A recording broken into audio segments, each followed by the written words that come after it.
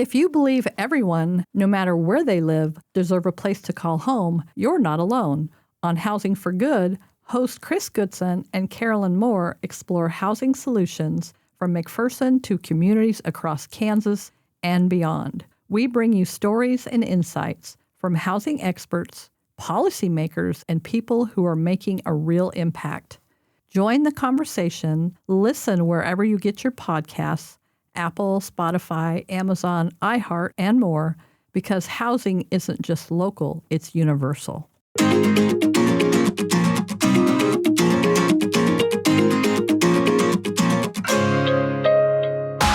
Welcome to Housing for Good, a podcast dedicated to housing topics and issues affecting our communities in McPherson County and beyond. With years of experience and expertise, hosts Chris Goodson and Karolyn Moore discuss housing challenges and opportunities with other experts from a variety of housing fields.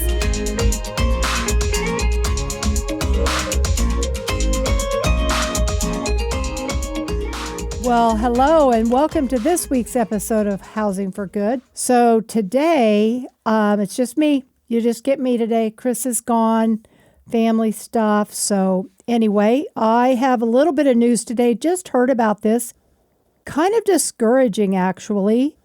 They said in April of 2026, the foreclosure filings are up 18% from a year ago. So this is really terrible news because now it's not just renters that are being impacted by what's happening with our economy, but it is homeowners or those that are wanting to buy a home.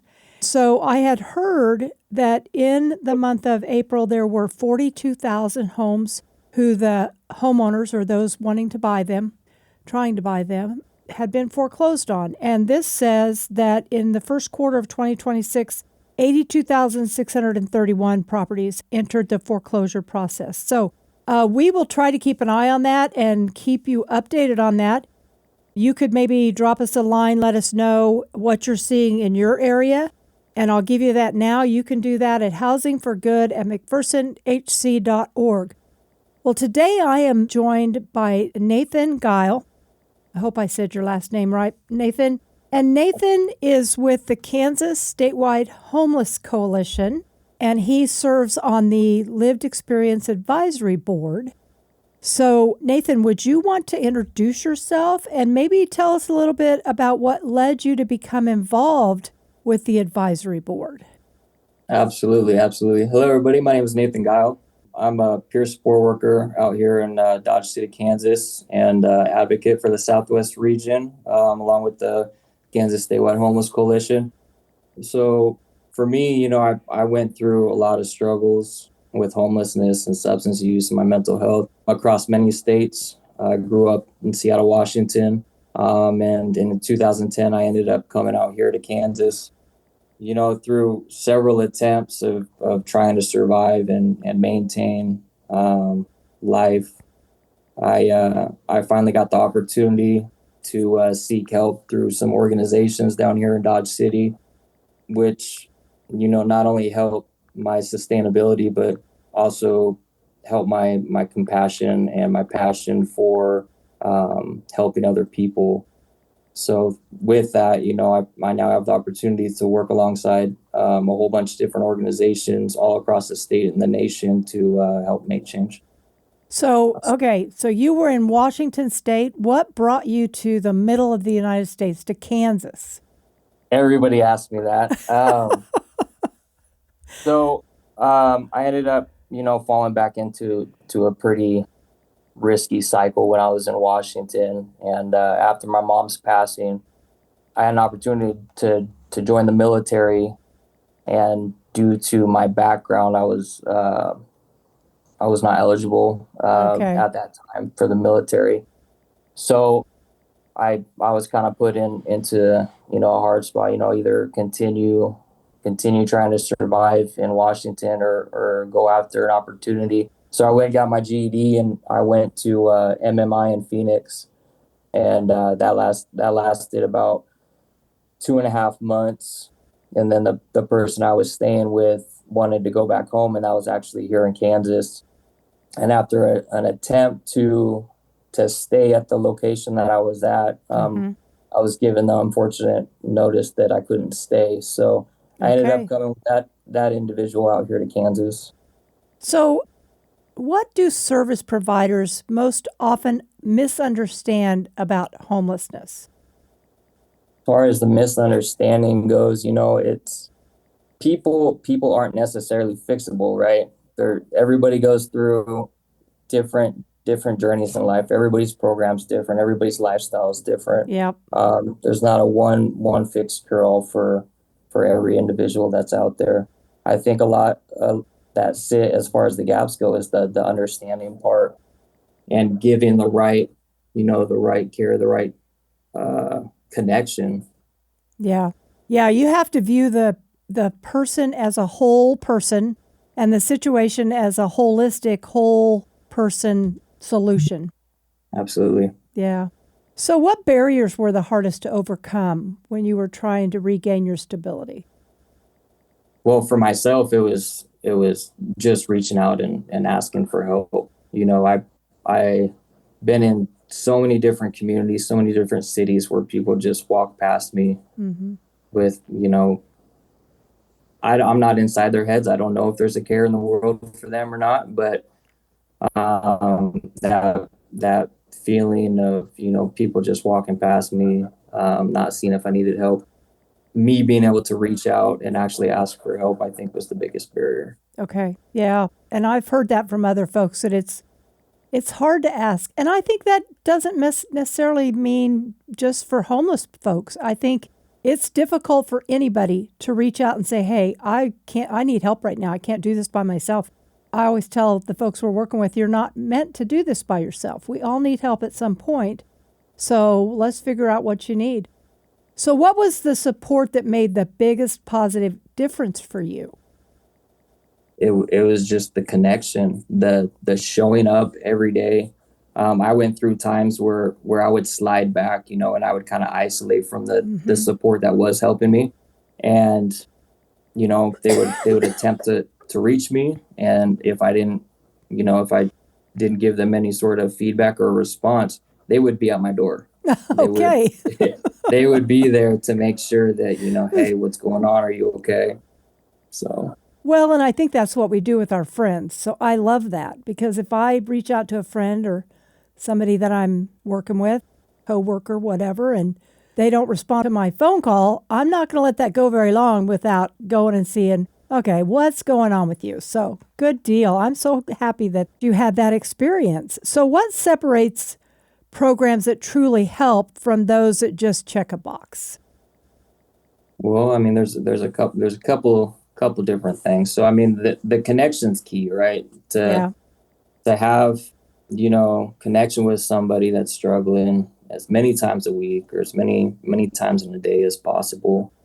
And then, to be able to have people that actually have insight, that have been through the chaos or the struggle, is definitely something that's needed to benefit any system, any organization.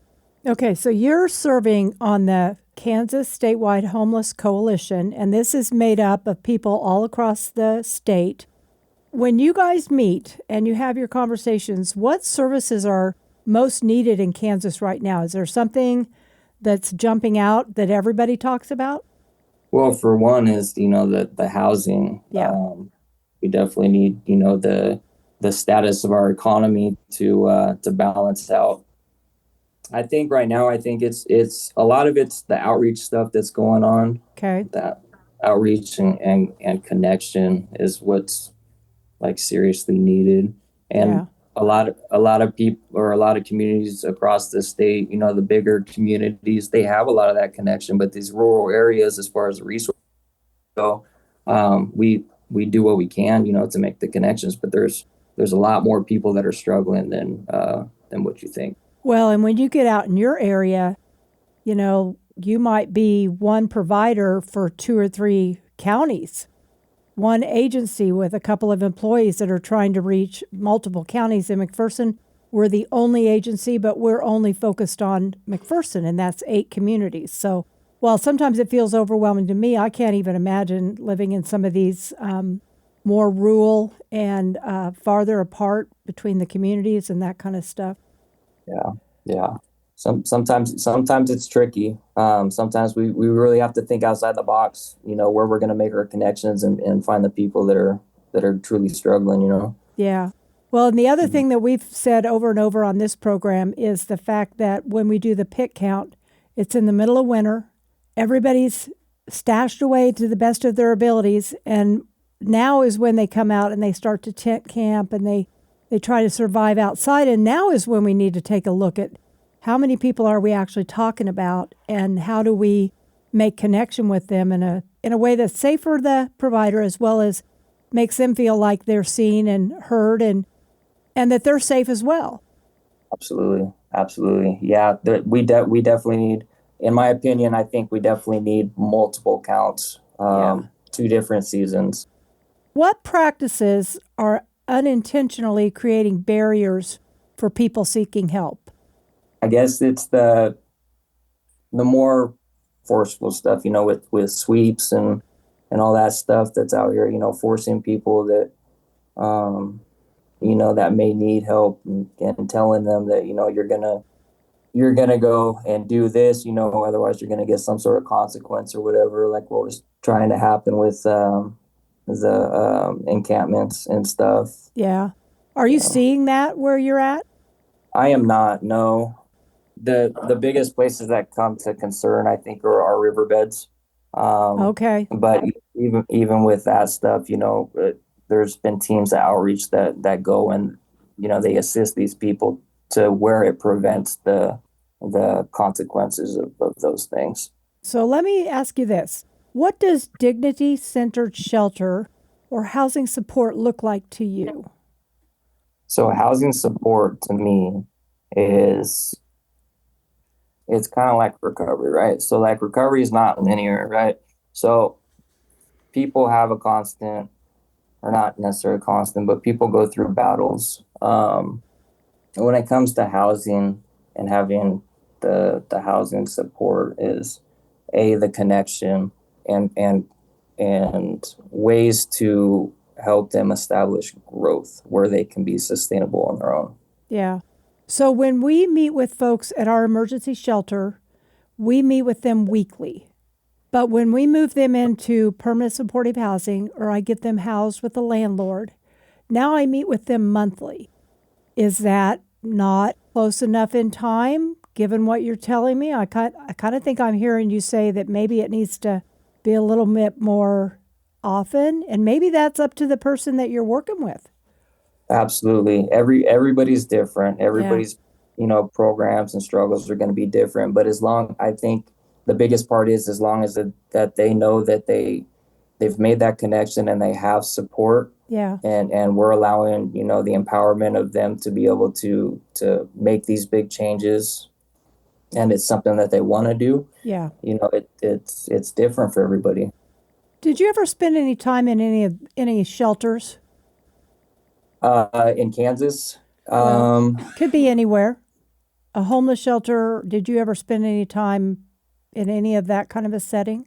So not really. I mean, I've done a lot of one night stays as far as like friends or sober living or anything like that. But as far as like the structured shelter, no. Yeah. Okay. Just interested. I know we tried really hard with our emergency shelter cottage we built here in McPherson. Have you gone on our webpage, by the way, and checked that out? I have not fully gone. All right. through Well, it, you'll but have to do that because I will. we wanted it to be individual little houses. And they're still the same thing. You can only stay there 90 days. That's the max. But in that 90 days, you have your own safe place to be. And that was why we were kind of really against the old shelter model, is because you're trying to put multiple people, they're not even related, in the same space. And then, you've got to leave now in the morning. And that just doesn't work for stability. I think that will definitely help improving independence, growth, and then of course the security. Yeah. Part of it. Yeah. So can you speak to what causes people to return to homelessness after they have been housed? to be honest, it could be anything. Unfortunately, anybody's at risk Yeah. to fall into homelessness. For individuals that have gone through, and I'm speaking, more of a me sense here. Yeah. For me to gain some sort of established housing and then to fall back into housing, I for the longest time I was always at risk. It could be things that was my lifestyle. It could be just my choices. It could be the substance use. It really depends. Like to be honest, for the longest time, I was always set on I would never have security. So I would always keep a backpack packed, just Okay. ready to escape at any time. Okay. Oh wow, that's very interesting. I've never thought about that. Okay, so now we've got you housed and we're working with you, but you still don't feel safe enough to unpack that backpack Yep. just because of history or whatever. Yep. So what do you think what policies or rules tend to help versus harm? So there's looking at different policies and stuff. I think and we're talking about not harming, right? Yeah, That are we meant don't want not to harm. So I know that a lot of outreach and programs, they've introduced like the harm reduction and stuff, Uh-huh. which can be successful for the individuals that want change. But any sort of policy that's out there that's forcing anybody to make changes off of force and power is something that will definitely harm people. What would meaningful partnerships with people who have lived experience look like? Meaningful partnerships with people with lived experience. So we keep hearing from different places that you need to have people with lived experience on your board. You need to listen to people with lived experience in this committee, or they want you to serve on this board.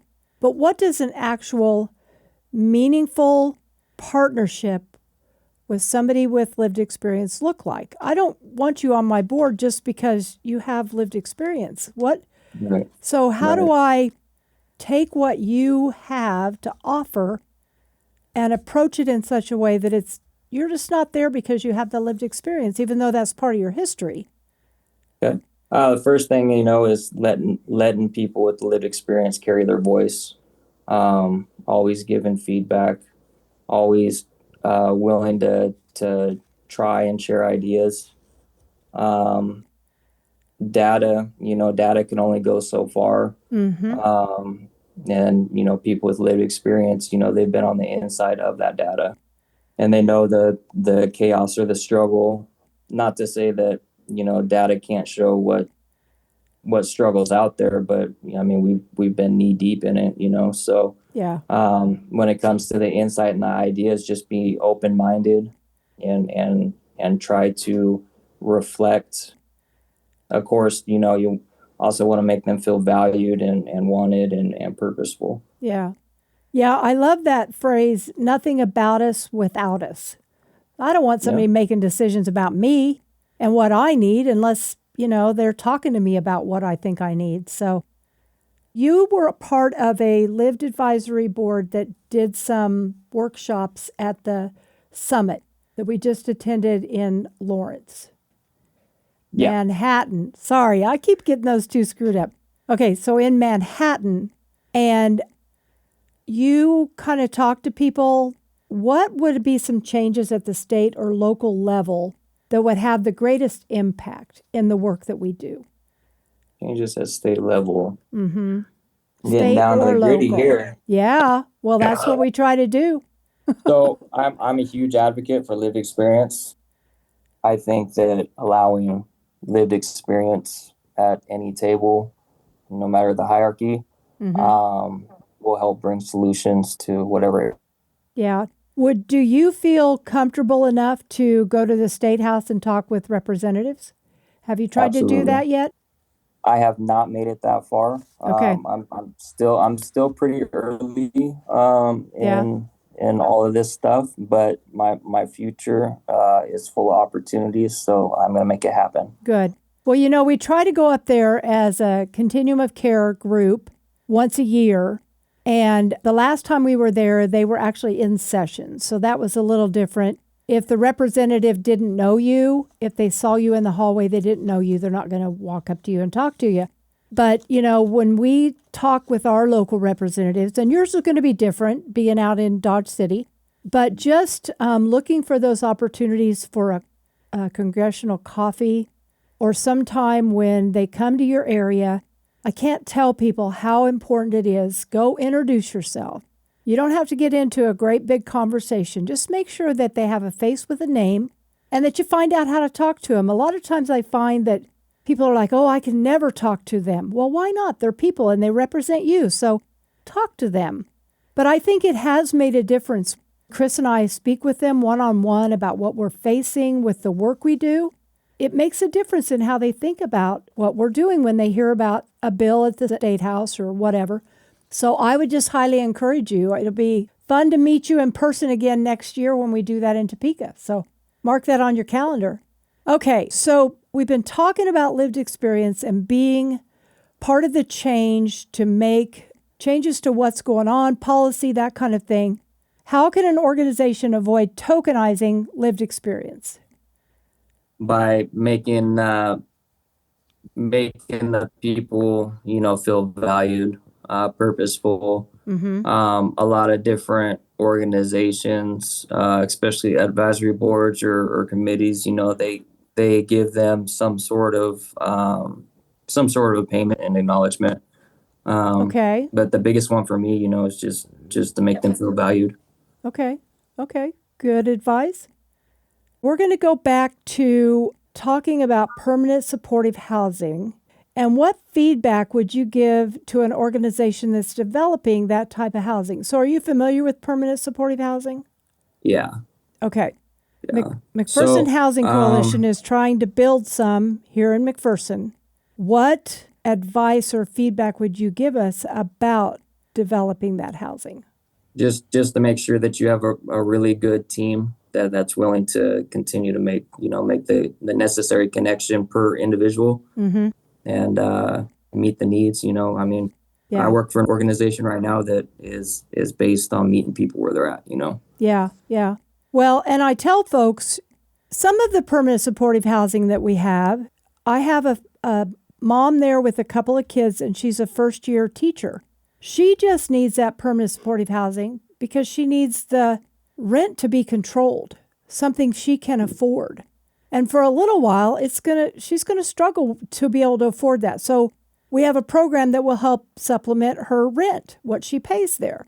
But then I might have somebody else that comes to me that is coming from more of a homeless situation, and they came through the shelter. They're doing everything they need to do to become stable, but they still need that support. And so I'm going to meet with the one person way sooner than I meet with the person that just needs the help with the income. But we catch a lot of folks that don't understand exactly what that permanent supportive housing looks like. That it's not just always somebody that's chronic or somebody that's coming out of jail or addiction of some sort. Mm-hmm. People of all different sorts go through different struggles. Yeah, good point. So what metrics matter most from the perspective of someone receiving services? What metrics? Yeah, that's kind of a challenging question. Data is always one of those things that Kansas Housing Corporation and KS Homeless and our HMIS system wants us to gather. But data doesn't necessarily always speak to the individual person. Right. Okay. So what was the question again? Sorry. So it says, what metrics matter most from the perspective of someone receiving services? Let's just drop the metrics and say what matters most from the perspective of someone receiving services. So in my thinking, I look at this, and if you need rental assistance or assistance with a utility bill, but you can only get that assistance once every 2 years, is that considered helpful? Well, I mean, it helps. It helps for the moment, that one moment. We want to help empower people to grow, right? Yeah. Helping in their own program or sustainability. Yeah. Meeting people, a lot of it's just meeting people, where they're at initially, and just trying not to leave them there. Yeah. I love what the school is doing. I'm not sure what they do in Dodge City, but here in McPherson, they're going to have a summer lunch program. And if you are a student that is school age, they're going to give you a couple of meals for the day. I think they do like lunch and supper. And they don't say, well, if you aren't enrolled in McPherson school, maybe you go to private school or you are homeschooled. They don't put any of those restrictions. They just say, if you're a school-age child, come and get a meal. But we have, as adults, programs where, well, you can only access this food source once a month, or you can only come here 4 times in the whole year. So those kinds of things, when we put those restrictions on people, I don't really feel like we're meeting them where they're at and the help that they're needing right then. You are correct. We want resources to be continuously available, like the school programs that you're talking about. We have some down here. Yeah. I think all the kids, they get free lunch at one or two of these schools, like bag lunches or whatever, just to make sure that they have food throughout the day. Yeah. But no, you're absolutely right. I mean, we need to have almost like an open access of resources. Yeah. Oh, I love that, open access. What gives you hope right now? What are you seeing either in your own journey, the work that you do, or what you're seeing on your lived experience board that gives you hope right now? That people care. I come from a very large city with a lot of people that I struggled really hard to find out if people cared or not. I think right now, especially in Kansas, I think that there's so many people that are passionate about the homelessness and everybody else's that's going through struggles. Yeah. That I think that we're getting ready to start seeing a really big difference. Oh, good. I really hope so. What gives me hope every day is the fact that I'm not doing this work alone. And there, like you said, there's a lot of folks that are trying. And then as the stories get out there and as we're able to share why we're doing the work we're doing, then we find more and more people want to help, or they want to at least talk about what's going on. All right. Well, Nathan, thank you so much for joining us. I appreciate you coming long distance over Zoom today. Absolutely. So if you would be interested, or you know somebody that would be interested in being on our podcast, Housing for Good, drop us a line, leave us a review, ask us questions, challenge what we're saying, have a conversation with us about it. And you can do all of that at housingforgood@mcphersonhc.org. Thanks for listening.